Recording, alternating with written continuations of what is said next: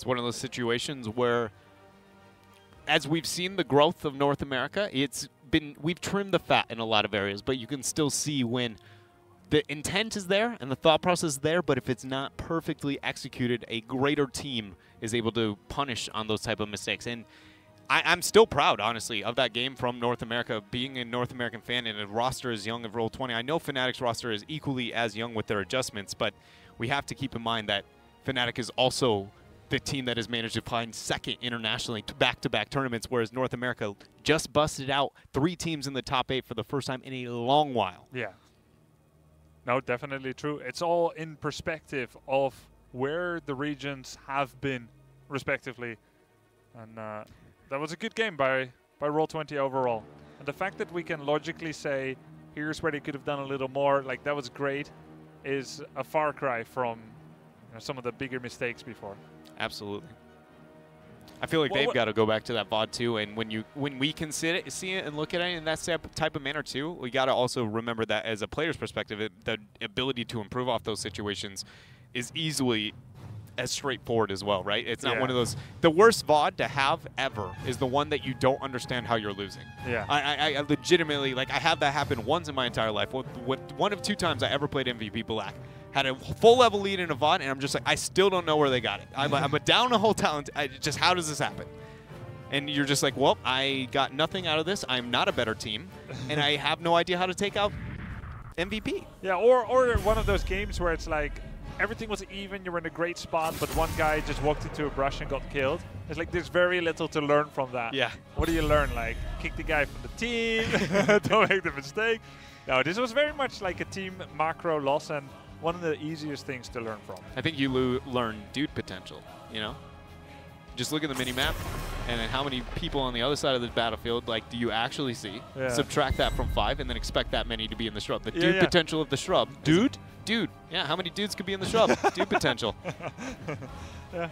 Yeah, I call it the paranoia paradox. Yeah. I mean, yeah, the higher the dude potential, it directly correlates to how much paranoia I have. Yeah. Tassadar banned out for Fnatic. Genji immediately, even though it is on a map like Dragonshire. That screams to me Junkrat.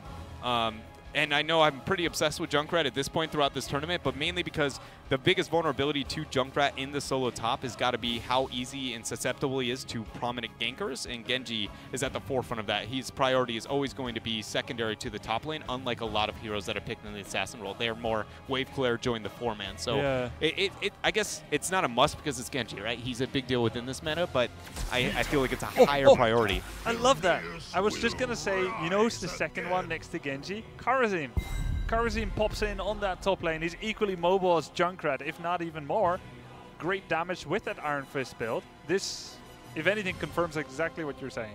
Absolutely. I love this transition here for Roll20. And so that means, what can we expect from Fnatic? They already have the Rhaegar, which means their 4-man, no matter what is ended up selected, is very, very intimidating. Do they feel like the Arthas response is it? 100%. You think so? ETC is... we forgot ETC's up. Arthas and ETC, I think. Yeah, Arthas, ETC? I mean, Kharazim and Greymane are already there. Like, these are the 2 best countered heroes by Arthas. It's a good call. Arthas. About nobody I regret punching more as a Kharazim than Arthas. And D.Va's exploding mech, I guess.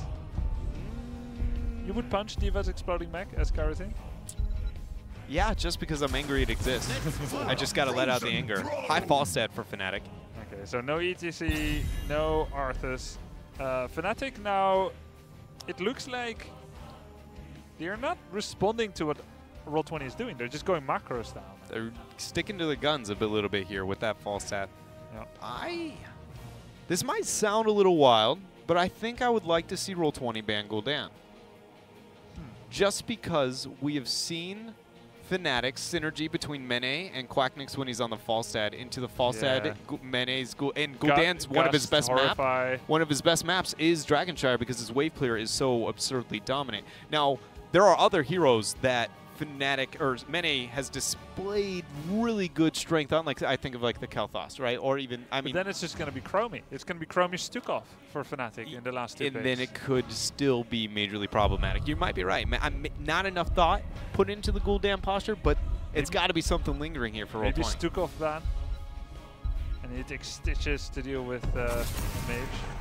Wow, I really didn't expect that. I didn't think that was the direction they would go either. I think that's the third choice here for Fnatic.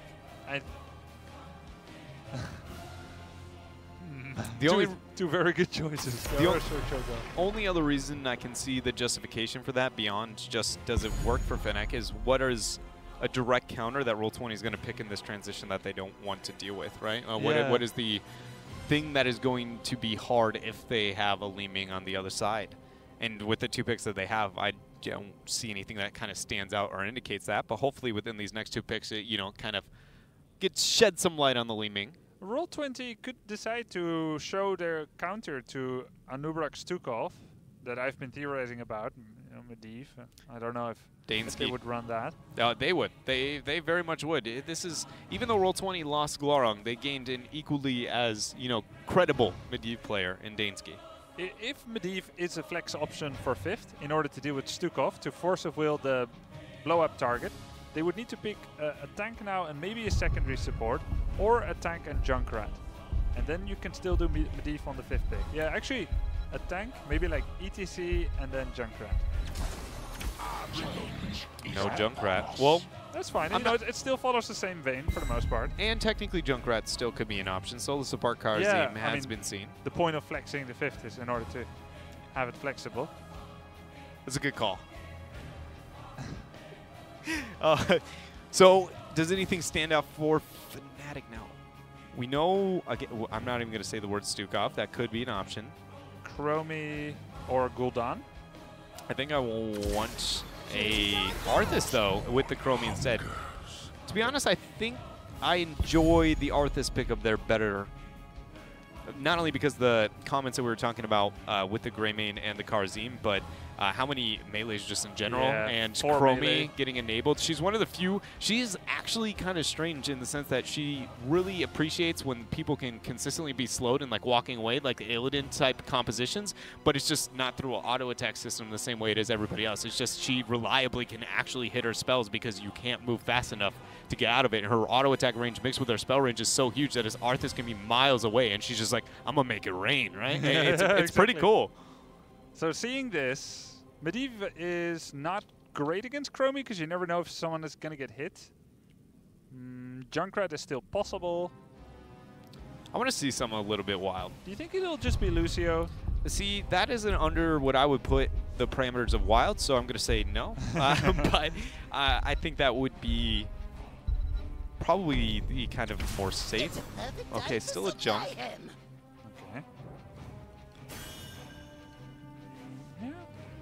Their 3-man of Roll20 is extremely dominant between the ETC, Greymane, and Karzim. Has a lot of kill potential. Daka, Junkrat, both effective as solos.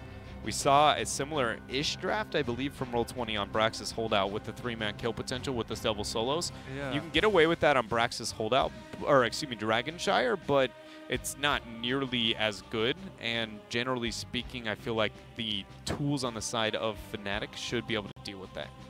They have enough individual laning. They have enough anti-siege within the Chromie that no matter what laning situation and patience you see from Roll20, it's good, but not nearly as good considering the map.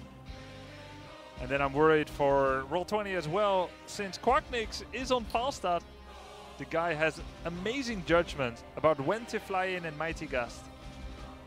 And then if you Mighty Gust the team of Roll20 into the team of Fnatic, Junkrat is going to be in trouble. You only have Karzim as a support, who has to save Junkrat, but he's right in the middle of Arthas and Nubarak. There's Cocoon available on solo support. The team fight of Fnatic is great. They have 1 global.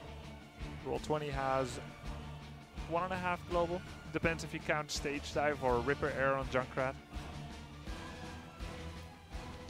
I'm really curious to see what we see from the laning of Roll20. This would be curious. Also, now that Falstad is picked up and the global exists for Fnatic, do they look more assertive and more dominant? Yeah. I feel like immediately I want to say yes. I mean, the atmosphere of last draft, the options that Fnatic had to macro outplay were much more limited than now. It's a really good point. I'm ready for it. Let's go. Map number 2 in this best of 2, worth another point in order to secure a top 4 standing in the Gold Club World Championship 2017. Here in the left from Europe, in the blue, it's Fnatic, Quacknix on Falstad, Breeze on the Nubrak, Mene on Chromie, Smex on Rhaegar, and Bad Benny on Arthas. And for North America, it is going to be Roll20 in red, Cure on Greymane, Junkrat played by Dansky, ETC played by Justin, Buds on Karazim, and Goku, as always, on Dahaka. He's Dahaka God. Oh, that's a trade you don't want. GG! See you, nerd. That's first blood. This is one of the favorite things, man. Like, is this because he studied how Quacknix always plays it? It's not just that. Goku, in particular, it's not the only map and only laning situation. He's willing to early burrow, knowing that it only gets him even and there to the fight before everyone else. So I'm going to say maybe a little bit of it, but probably not the sole factor there for Goku. But Roll20 is totally punishing in the fact that there is no wave clear at all with this mid lane. And losing a front wall this early, like all the analysis I feel like we just had in the draft completely changes off of this advantage that Roll20 got. Yeah, and I love this as an illustration in terms of hero takedowns versus what do you get after you get the takedown. Yeah. This is something that people desperately need to learn. I mean, everybody loves to brawl and get the team fight and get the kills, but even 10 kills are not worth getting a single kill and then 2 structures out of that. It's all about the structures. That's how you win the game. So it's always way more interesting to see what do people get out of kills than just how many kills do they get. And that was a great play by Roll20, getting that front wall here. Nice level lead. Quacknix is ambitious with his transitioning between these 2 lanes. Like, I know that, you know, he was in a tough spot there with the pressure before, but he did not have to take that risky of pathing in that situation. Correct. And I'm surprised at how, I mean, let's be real here, with the original flight and then that second skirmish up there, the positioning of Quacknix and that he's been under this much pressure. I can't tell. Well, obviously, I feel like the flight early on, that much was more of, hello? Wow, hello? Triple lethal? I mean, the guy can't exist on the map. Yeah, triple times near death or death. Roll20 is just bringing so much attitude everywhere here. After Fnatic, Quacknix has made it back to the base for now the 4th, 5th time at this point in time. That's gotten double shrine control, a full advantage, or full level advantage here. And now the members of Fnatic have got to find a way to be able to reset the laning circumstances of Dragonshire. And I just feel like it's very unreasonable solely because of that mid-front wall. I cannot tell you guys how much value in the early game. Quacknix power slid on again. My chicken goodness is for dinner tonight. How many times now? He's only died twice, but that's been the 5th time I believe he's made it back to base. 4th at least. Mortal Peril 5. Yeah. Dead twice. This is shocking, and this is a big mental blow to not just him, but the team. He is the shot caller and the team captain. That's it, the shot caller. Like, at this point, do you start to judge your own authority with more contempt? Yes, calls? I would say maybe a little bit. I think the biggest thing is the fact that you feel like you learn to shot call from your relative position so frequent that when you're back in the base as much as you are right now, to be able to effectively feel like you know the right and wrong decision in situations can't be easy. At least is probably the best way to put this here. But Fnatic, in order to make up for this, they are going to be able to back out in Giants during the downtime. Roll20 did apply pressure, but not enough to secure themselves ever a Dragonite. Roll20 now moving in at the bottom here. They've got a concussive mine set up in a defensive position.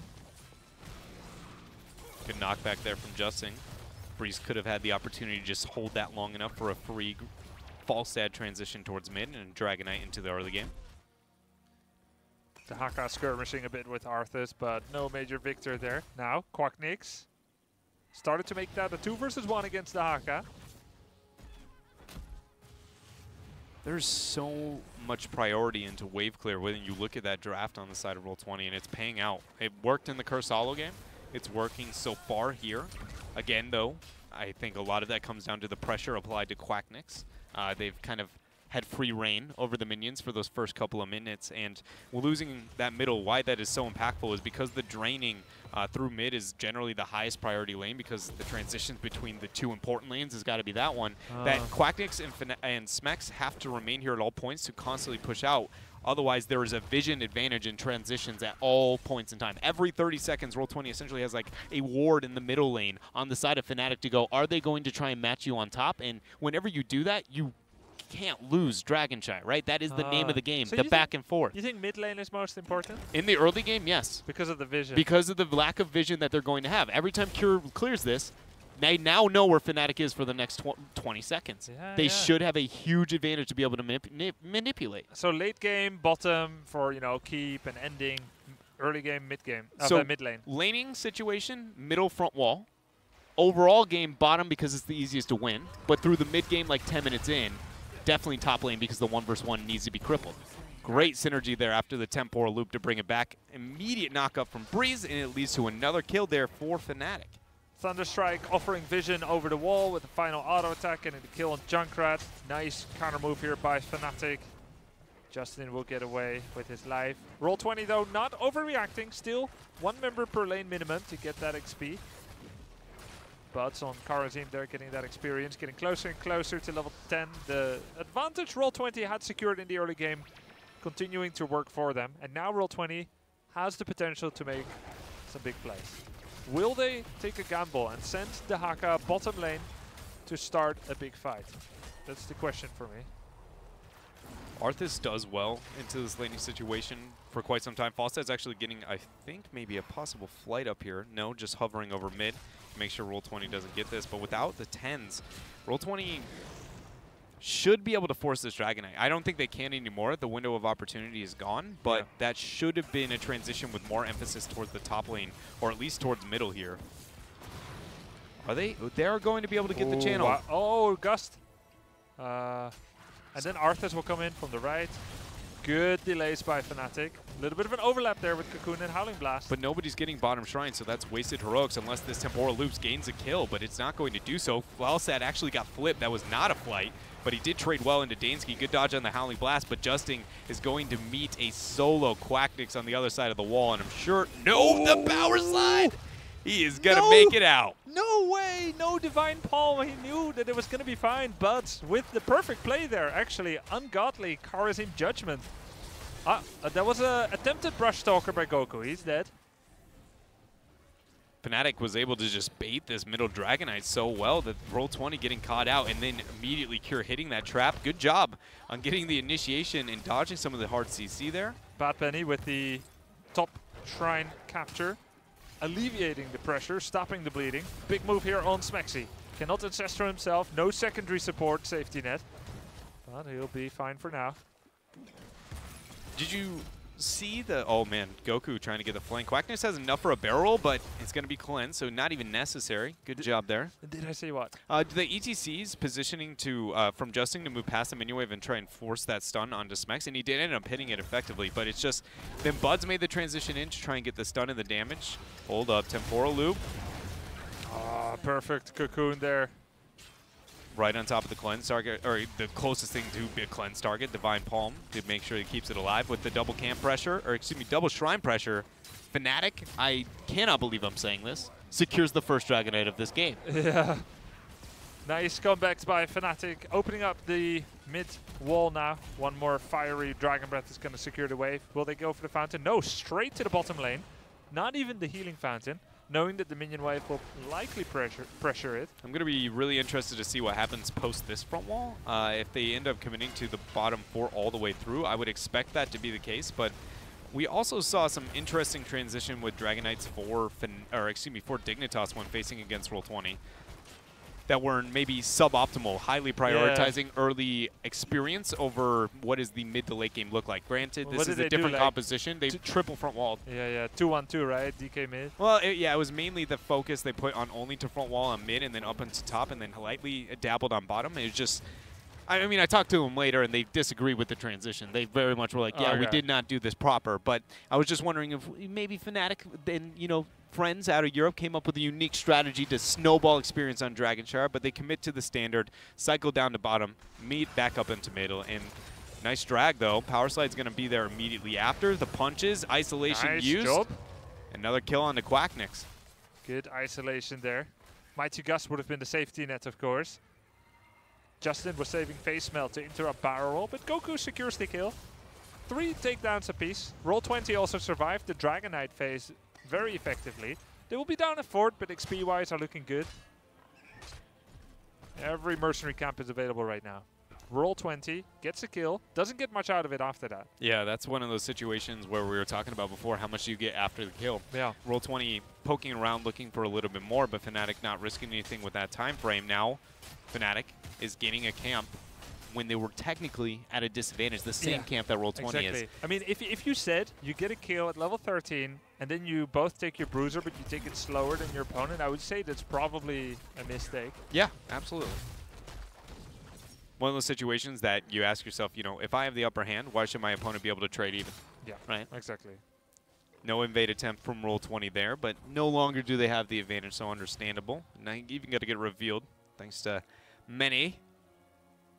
Roll20 could choose to take the bottom bruiser as well in order to, you know, get more out of the map than just half-half. Instead, they're going to push for bottom. Their superior wave clear. And grouping up in the bottom lane allows them to protect the siege camp. Now, Karazim is not a support that can actually heal up siege camp, so they cannot prolong it too much. But loses his spell shield. He leaves it up. Got poked away, so he's a bit more in danger.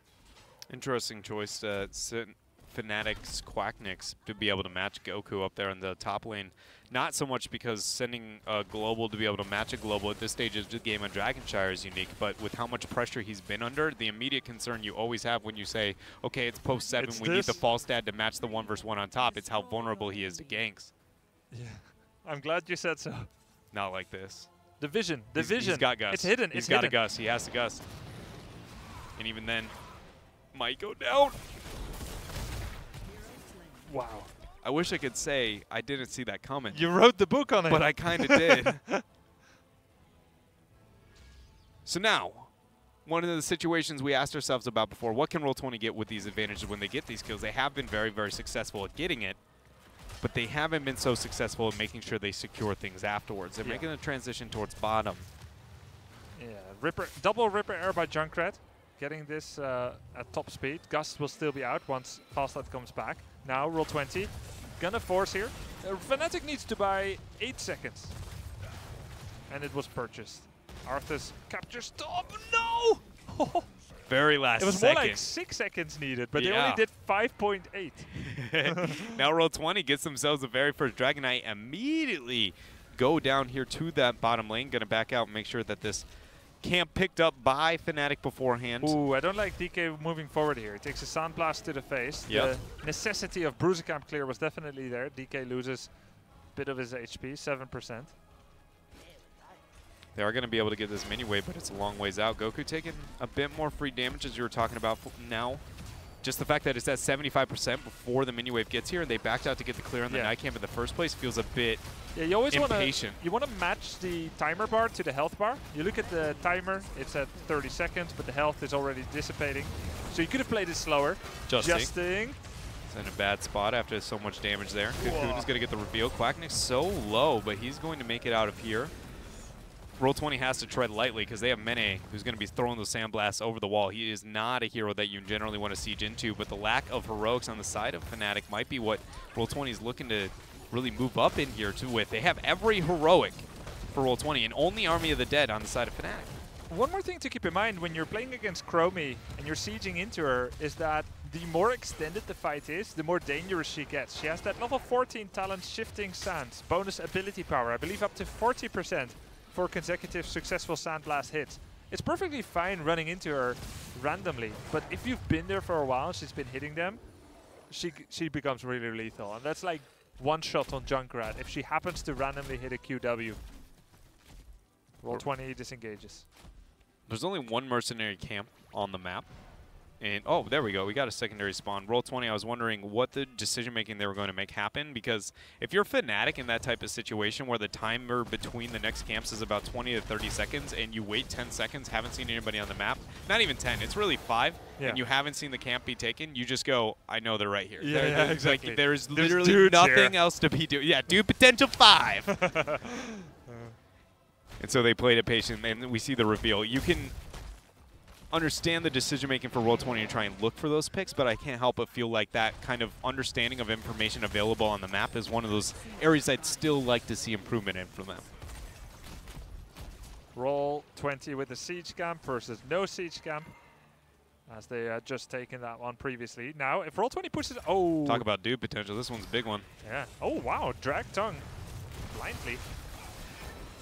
Now, this is cool. Roll20 clears the bottom wave, then flushes out mid lane, forcing Fnatic to back off and to respect them. That means siege camp will be a necessary reaction for Fnatic.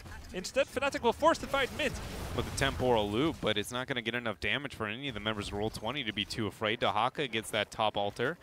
He can get the wave clear onto the night camp, which puts them in a superior laning circumstance in the top lane. Yeah. And when they get the Dragonite, I'd like to see, if Roll20 gets the Dragonite, I'd like to see them focus on that top lane, because that will really make sure that this laning situation even gets better for them. Justin takes a lot of damage from Mene. Cleansing touch ×2 by Buds. Justin gets out, but they need to disengage for a bit. That cocoon is going to be one dead, whoever's in there. Gus to split it. Dahaka ends up burrowing.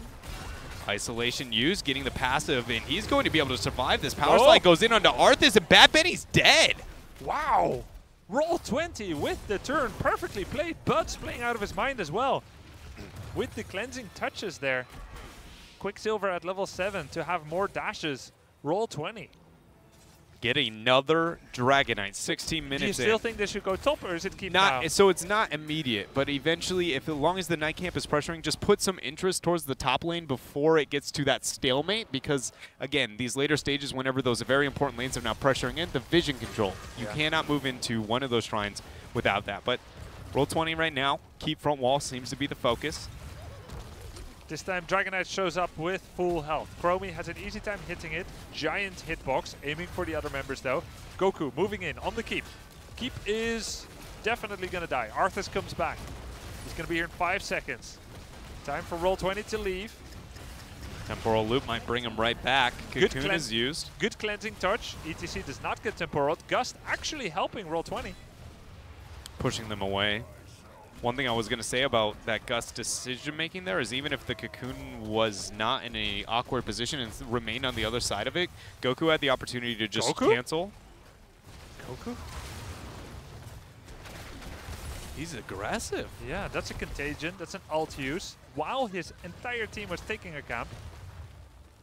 That's a pretty short cooldown. Sorry for interrupting. I was just super shocked at what's happening. I was equally shocked. I immediately was just like, what's happening here? It's just the fact that he has the opportunity to use the knockback on the Dragonite as a disengage as well. I just feel like that was one of those situations where when you're going for that isolation pick kill, there still were tools that existed just because of how the Dragonite functions. So either way, whether or not it was kind of awkward or not, I wasn't confident that isolation strat was working there on bottom. Oh, sure, yeah. If you leave the Dragonite manually, I don't think there's the knockback. Right? No, I guess with the transition that we've seen, I guess since the newest change to with the scaling and damage, I don't know if they've adjusted that at all. You used to, for sure.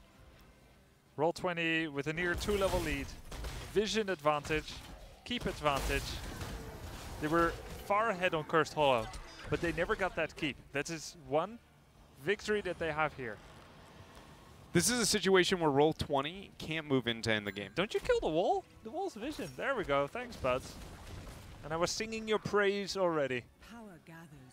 They have a huge Dragonite advantage rotation to pretty much almost add up to an immediate instant Dragonite against Fnatic here by the laning preparation they've set themselves up for.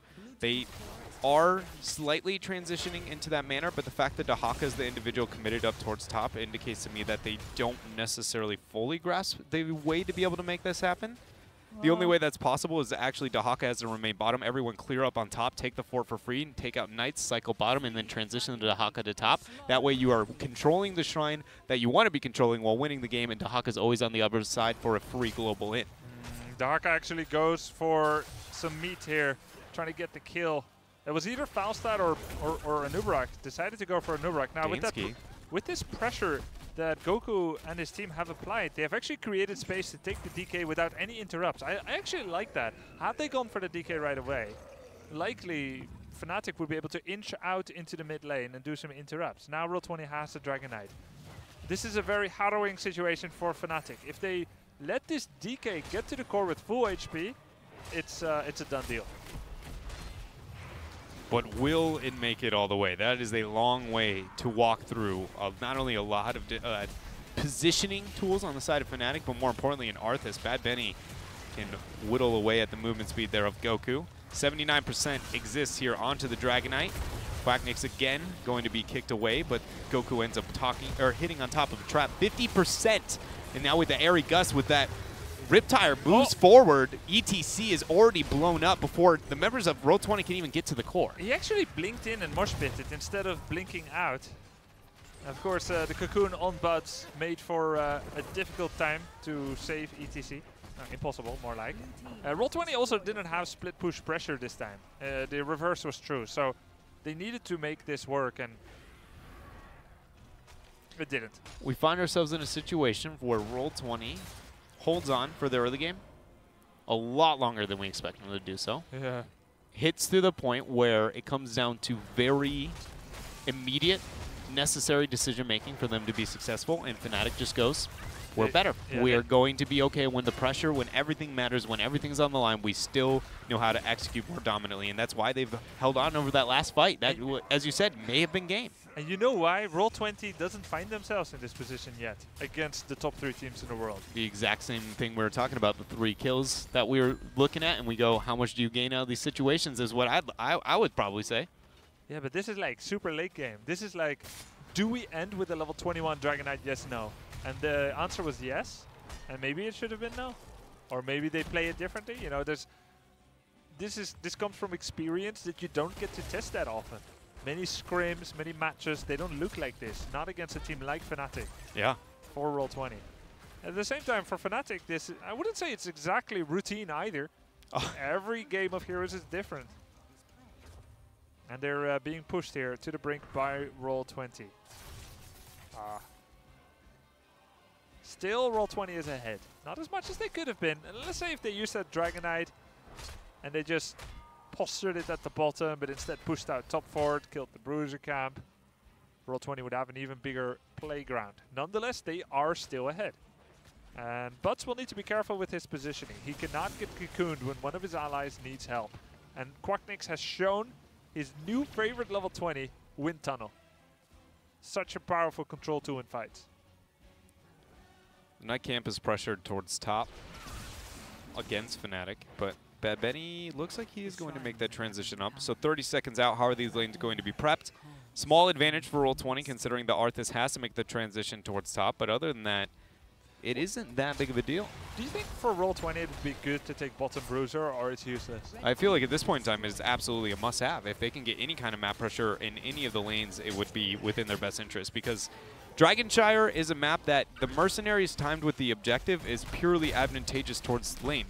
I cannot reiterate how much this map depends on you push the lane so you have vision on rotations. Yeah. It is all about gaining the upper hand on a rotation by manipulating lanes to provide vision for yourself. And as long as you can do that, so right now, Roll20, manipulation of bottom, whereas the inverse for Fnatic up onto top. And so, because the mini-wave, though, so pushed against Fnatic, they are losing them both temporarily. In the long run, it will be problematic for Roll20. And it's whenever you see the team picking the fight in the lane that is immediately disadvantaged for them that you can tell the laning circumstance didn't go as they were assuming it was going to immediately once the Dragon Knight spawned. Right now, I'd say both are going according to plan, which is working out here for Roll20 purely because, again, the lane was pushed so far against Fnatic, they had to respond in this manner. Bad Benny in a scary position here.